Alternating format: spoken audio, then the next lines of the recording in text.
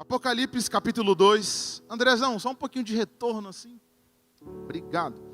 O texto diz: ao anjo da igreja em Éfeso escreva: estas são as palavras daquele que tem as 7 estrelas em sua mão direita e anda entre os 7 candelabros de ouro. Conheço as tuas obras, o seu trabalho árduo e a sua perseverança. Sei que você não pode tolerar homens maus, que pôs à prova os que dizem ser apóstolos, mas não são, e descobriu que eles eram impostores. Você tem perseverado e suportado sofrimentos por causa do meu nome e não tem desfalecido. Contra você, porém, tenho isto: você abandonou o seu primeiro amor.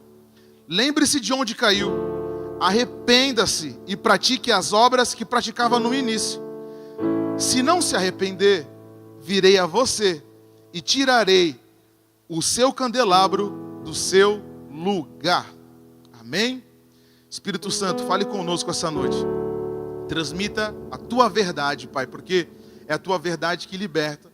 Então, Senhor, que essa mensagem possa tocar quem está aqui e que também quem não está aqui, mas pela live se conectado está. Em nome de Jesus. Amém.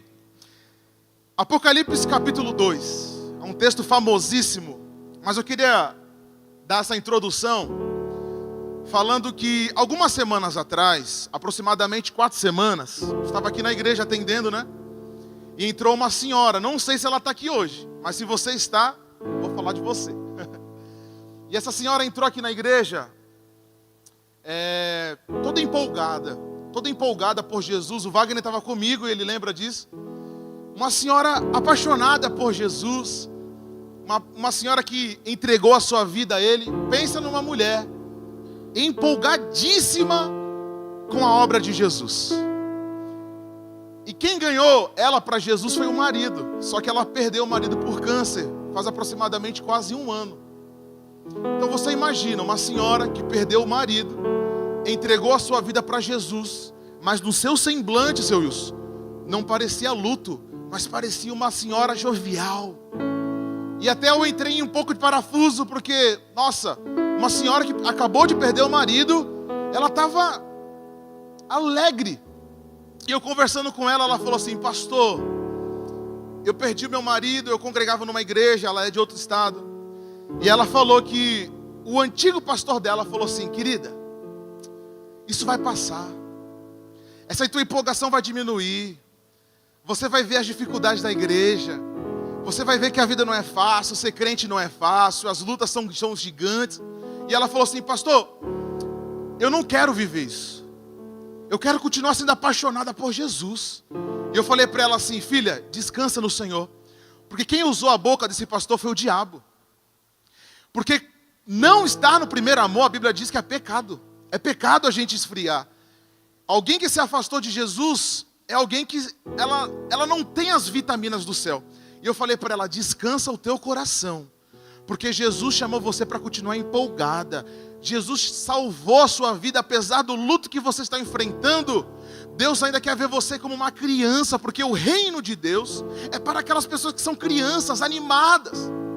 Então, aquela senhora me fez refletir. Existem muitas pessoas no seu caminho que vai desmotivar você, para você se afastar do caminho do Senhor. E muitas vezes essas pessoas são fogo amigo, são pessoas do nosso lado, são familiares, são pessoas que comem na nossa mesa. Vai ver você prosperar, vai ver você cheia do Espírito Santo, vai falar: eu já estive nesse lugar. Diminui, querido. Eu vim dizer essa noite que você não vai diminuir o seu fogo pelo Espírito Santo de Deus. Você não vai diminuir o seu amor pelo Espírito Santo de Deus. E Apocalipse capítulo 2, ele diz isso. Observe que não é Paulo, não é Pedro, não é Tiago, mas é o próprio Jesus falando para aquela igreja em Éfeso. E é um exemplo para nós, porque ele diz assim para aquela igreja: olha, eu conheço as tuas obras.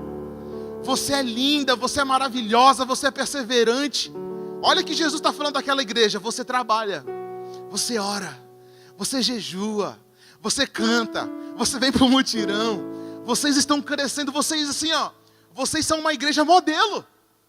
Jesus está falando para aquelas pessoas: vocês são modelo de crente. Olha, no seu rosto existe eu sou crente, Colgate. As pessoas olham para você e falam assim: esse cara é crente. Já passou por isso? Eu fui com a minha esposa comprar o óculos dela e eu percebi que a mulher que estava nos atendendo é crente. Por quê? Apesar da tristeza, o espírito conecta com o espírito. Ela estava cansada, mas eu falei: essa mulher é crente. Ela é crente. Por quê? Crente conhece crente. Crente conhece crente. Querido, você pode estar passando o dia mal, triste, abatido. O mundo vai ver você feliz, porque você é crente. Oh, glória a Deus. Pode dizer, repita aí: eu sou crente de Jesus. Eu falei: ela é crente. Aí a gente foi uma vez, 2 vezes. Aí na terceira vez, pastor Roger, eu falei: tu é crente, né? Ai, eu sou crente. Eu falei: eu sabia que tu era crente. Crente não engana crente, pastor. Crente não engana crente. E ela falou: pastor, eu sou apaixonada por Jesus. Eu falei: filha, continua. Seja apaixonada por Jesus. Olha, entregue a sua vida para Jesus, porque sem Jesus nada dá certo na nossa vida. Eu falei para ela. Então Jesus fala para aquela igreja: olha, versículo 3. Você persevera, você suporta os sofrimentos por meu nome. Queridos, a maior dificuldade depois da conversão é manter o nosso coração queimando por Deus. Hoje eu vejo muitos jovens evangelizando nas lancherias, nas pizzarias. E eu fico feliz e eu falo: tomara que esse fogo continue queimando no nosso coração. Mas tem aqueles que falam assim: já passei por isso. Isso aí é empolgação barata. Mal sabem elas que Deus prefere aquele que está empolgado do que aquele que está desmotivado. Porque aquele que está motivado, empolgado, Deus ele continua dando os seus empurrões. Vai, continua. Agora aquele que está desmotivado, ele só reclama, ele só critica, ele critica a igreja, ele critica o ambiente de trabalho. Conhece alguém assim? Ele chega no ambiente de trabalho, ele critica o chefe, critica o computador, ele critica o teclado do computador dele. Ele reclama do mouse, ele reclama do chulé dos outros, porque é mal-humorado. E Jesus não tem compromisso com o mal-humorado. Repita comigo: Jesus tem compromisso com os empolgados. Então, ninguém acorda pela manhã falando assim: como que eu posso para entristecer Deus? Como que eu posso hoje me afastar de Deus? Você já acordou de manhã assim? Vamos lá. Hoje eu vou acordar porque hoje eu vou me afastar de Deus. Ao contrário, a gente acorda todo dia de manhã falando: como que eu posso ficar mais perto de Deus? Como que eu posso ficar mais junto de Deus?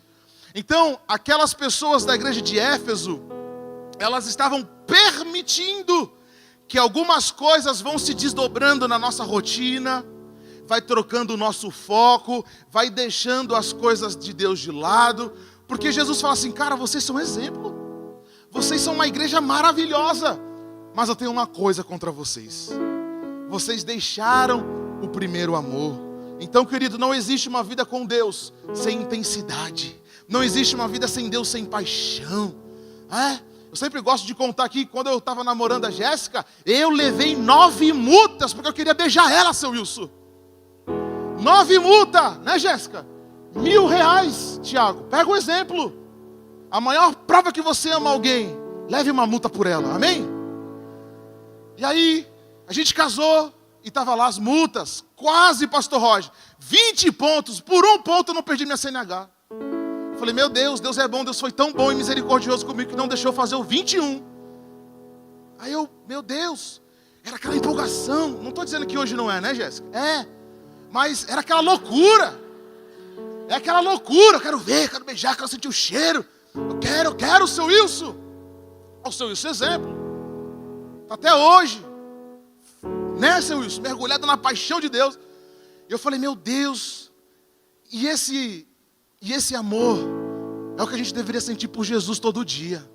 Eu vou para a igreja, Jesus está me esperando lá na minha cadeira lá.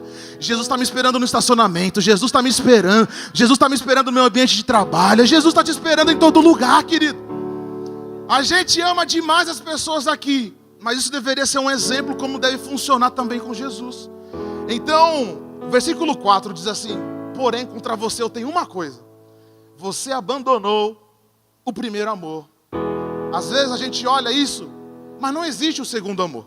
Não existe terceiro amor, quarto amor, não. Um único amor. E esse amor é o próprio Jesus. Ele está falando assim: vocês trabalham demais. Não para mim, mas para os outros. Tudo que vocês fazem não é para mim, é para o reconhecimento dos outros. E Jesus fala assim: eu fiquei triste com vocês, porque vocês oravam, mas não procurando a minha pessoa, mas procurando as minhas bênçãos. Vocês iam para a igreja não procurando eu, o seu Salvador, mas vocês iam procurando aquilo que eu poderia dar, a cura, a libertação, o dinheiro. Então Jesus ele fala assim: gente, vocês perderam o primeiro amor, vocês saíram disso. Então o primeiro amor não significa que tem 2, 3 amor, mas trata da nossa resposta inicial. Fala comigo, resposta inicial. Lembra quando você se batizou nas águas? Cadê os irmãos que vão se batizar esse mês aqui? Eu quero conhecer você, olha aí. Vamos aplaudir ao Senhor pela vida dessa galera? Glória a Deus! Glória a Deus! E tomara que eu te batize para ficar 15 segundos embaixo d'água e vamos ver você ressuscitar de novo, amém? Mas lembra como era quando você se batizou e você saiu daquela água empolgado? Quando você foi batizado pelo Espírito Santo e você começou a orar em mistérios, era uma coisa maravilhosa. Quando você começou a orar e Deus começou a responder, lembra desses momentos? Das experiências com Deus, quando Deus te visitava de madrugada, acordando você com chute: levanta preguiçoso, vem orar. Lembra quando Jesus te acordava, te falava, quando as coisas aconteciam de uma forma extraordinária? Isso nunca deveria ter acabado. Muitas vezes até eu, de vez em quando, eu tenho que me policiar e falar assim: cara, tá errado. Eu estou dando muito tempo para as coisas e pouco tempo para Jesus. Às vezes eu chego em casa, eu tenho o meu quarto de guerra. Quem tem quarto de guerra em casa aí? Olha aí, é crente. É crente. Crente tem que ter quarto de guerra. Às vezes eu entro lá, eu olho minha cadeira sozinha, meus livros, falo assim: calma, vou voltar. Aí a gente vai, faz uma coisa e trabalha, e entra, toma banho. E o nosso momento com Deus sempre fica em terceiro plano, quarto plano. De vez em quando a gente tem que voltar, falar assim: não, o meu mestre está me esperando ali. Jesus está me esperando. Jesus quer ter um momento de prosa comigo. Jesus quer ter um momento de conversa. Eu preciso ouvir a voz de Jesus. Então, lembra quando você saiu da água do batismo? Lembra quando você fazia tantas coisas por Deus? Porque o amor é a sua resposta inicial por Deus. Nunca deixe ninguém, querido, dizer que você ama menos a Deus. Nunca permita alguém colocar o dedo na tua cara e falar que você está tão errado que você não pode ser amado por Deus. Isso é mentira do diabo. Você é amado por Deus sim. Jesus está te esperando, porque Ele te amou primeiro. E isso que eu dou para Ele é só a resposta do amor que Ele já deu por mim. Às vezes a gente fica tentando conquistar o amor de Deus, mas João diz: olha, vocês foram amados primeiro. Então o primeiro amor, repita comigo, resposta inicial. Resposta inicial. É quando o mestre vinha conversar comigo e eu imediatamente falava assim: mestre, eis-me aqui. A partir de hoje eu quero te encorajar a você, tudo que fizer, fala assim: Senhor, eis-me aqui. Você vai levantar para ir trabalhar, fala assim: Senhor, eis-me aqui. Vai entrar no seu carro, antes da partida, fala assim: Senhor, eis-me aqui. Você vai dormir, tira aquele sono, ligar o ar-condicionado no 19, no 16, fala: Senhor, eis-me aqui.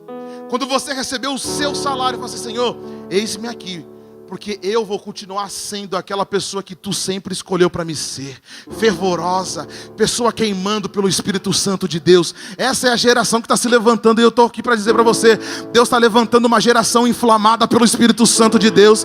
Deus está levantando uma geração que queima pelo Espírito Santo de Deus, uma geração que ora, profetiza, meu irmão, uma geração que não tem medo de demônio. Aí tem uns crentes com medo de demônio. Tem uns crentes que falam: meu Deus, não fala o nome dele aqui. Eu falo, porque ele é derrotado, perdido, e nós somos mais do que vitoriosos em Cristo Jesus. Deus deu autoridade para você mudar a história, mudar os ambientes. Eu gosto de falar isso porque aquele que tem a chave da morte é Jesus. E você também tem a chave da vida na sua mão. Você pode mudar o território que você vive. Pastor, eu moro numa rua atribulada. Queridos, ela vai deixar de ser atribulada por você, porque você é luz naquele lugar. Pastor, o meu ambiente de trabalho assim, ó, é um bando de perturbado. Não vai ser mais, porque você tem a capacidade, pelo poder do Espírito Santo de Deus, de mudar a atmosfera daquele lugar. Pastor, tu não sabe como que é. Queridos, eu não preciso saber. Eu só sei de uma coisa: Jesus chamou você para mudar tudo que você em volta de você, na sua família. Olha aí, olha o final de ano chegando. Final de ano chegando, família se reunindo, o pau vai comer. Esse ano não, porque esse ano tem um crente lá. Dá uma glória a Deus aí. Eu vou pregar para minha família esse ano.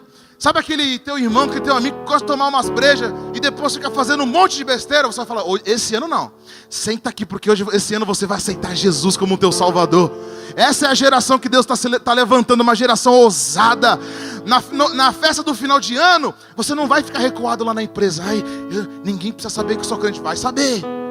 Vai saber, você já vai entrar orando em línguas, vai repreender lá, fala assim, ó, eu estou aqui, Jesus, porque pelo menos uma alminha eu vou ganhar nesse lugar. Quem está comigo aqui? Fala assim, eu vou ganhar uma alma para Jesus esse ano. Não, eu não botei fé, repita assim, eu vou ganhar 2 almas para Jesus esse ano. Então, Pablo, vai chegar o final do ano, eu vou pregar.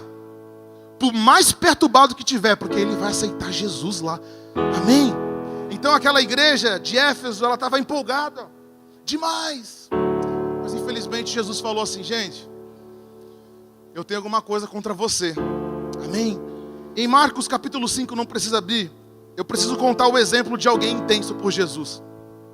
Lá em Marcos capítulo 5, a partir do versículo 15, diz assim, que Jesus ele chegava lá em Gadara e tinha um demônio lá, um endemoniado.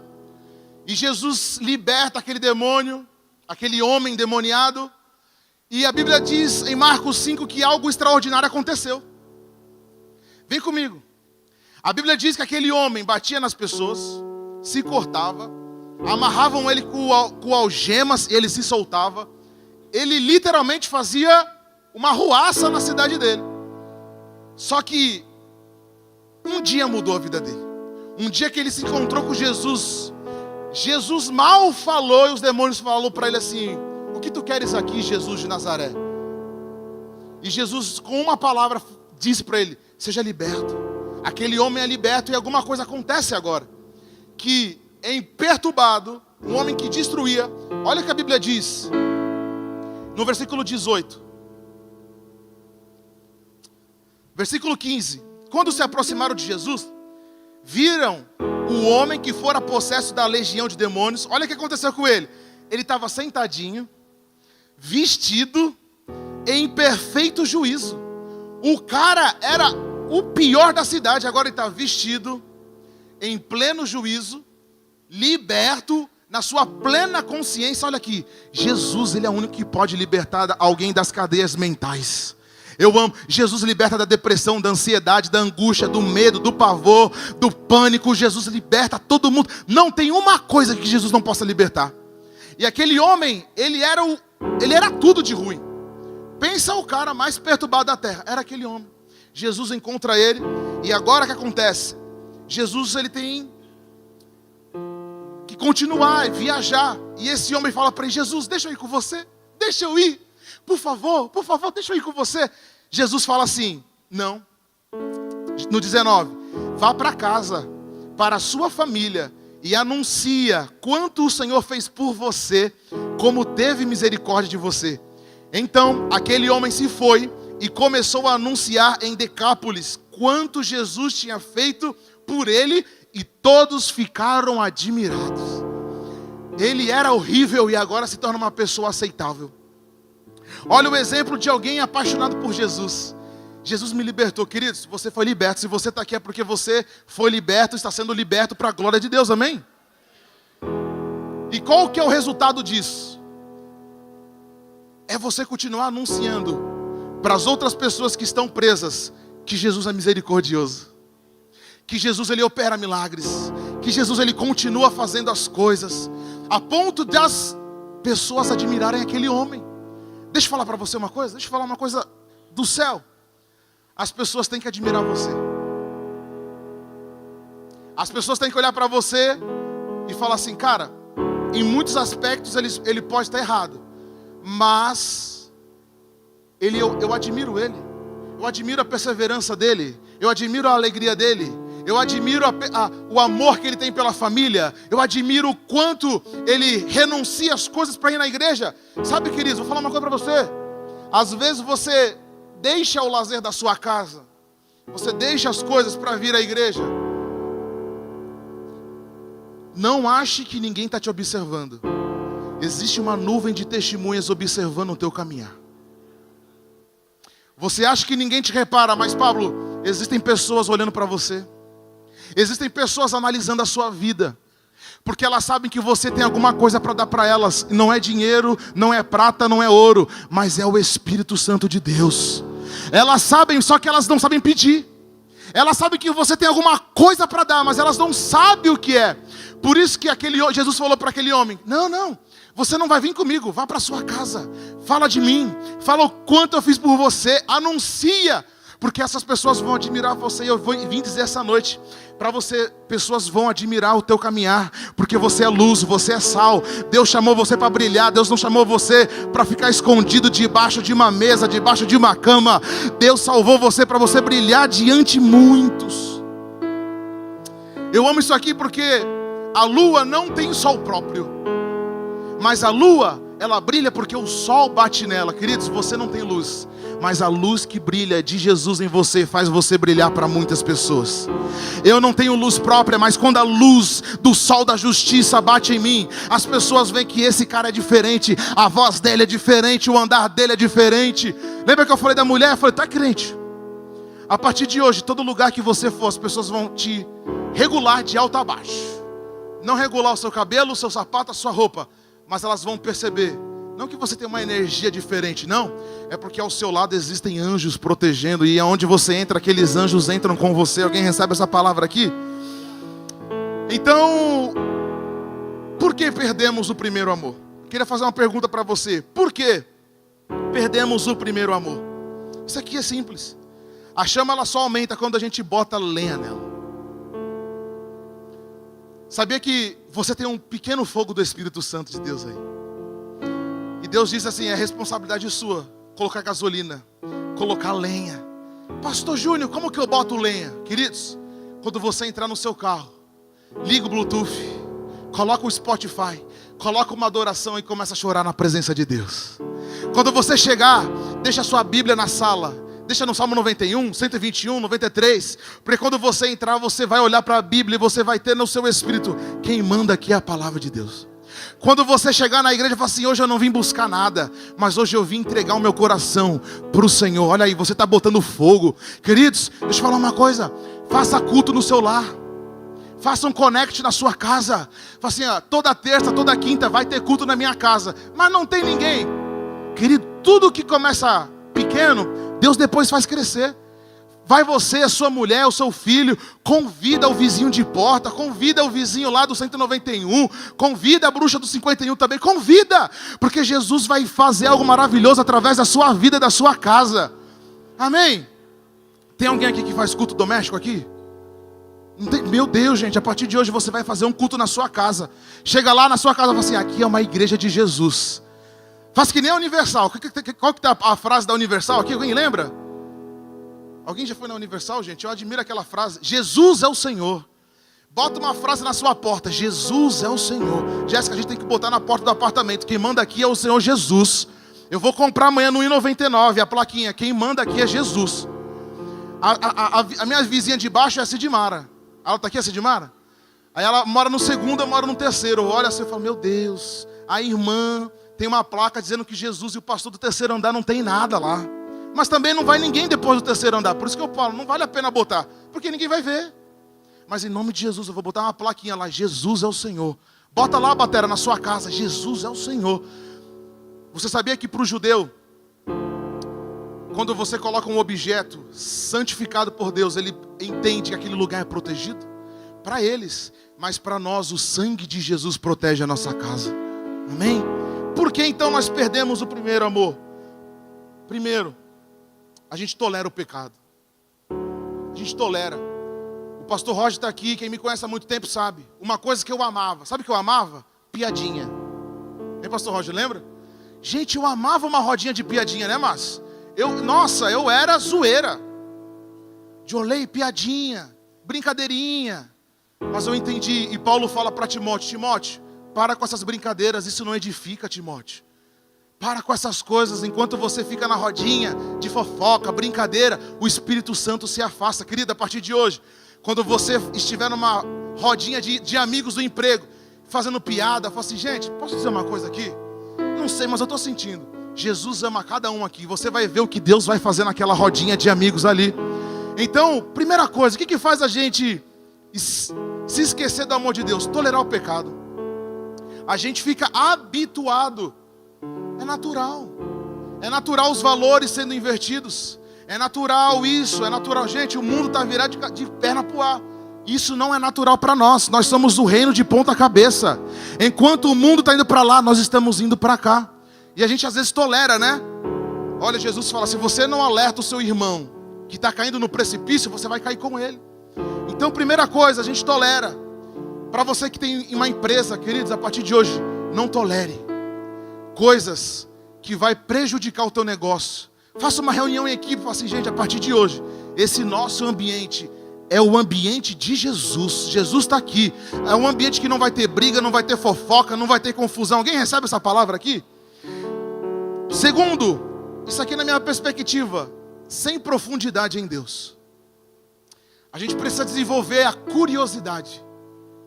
Gente, uma das coisas mais maravilhosas no caminhar com Jesus é a curiosidade. Por que isso? Por quê?